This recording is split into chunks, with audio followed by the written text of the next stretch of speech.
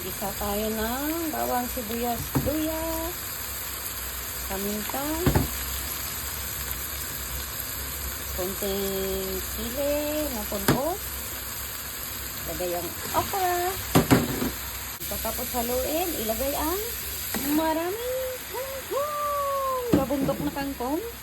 Takpan natin para umimpis. Kapag umimpis na ng konti, tsaka tayo maglalagay ng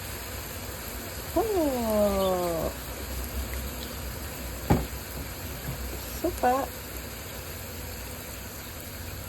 at oyster sauce. Tansyahan lang yung lasa niya. Haluin lang ng konti at mayroon ka ng adobong kangkong na may okra. Sahog ay sabi ng manok. Kaya naman, kainan na tayo.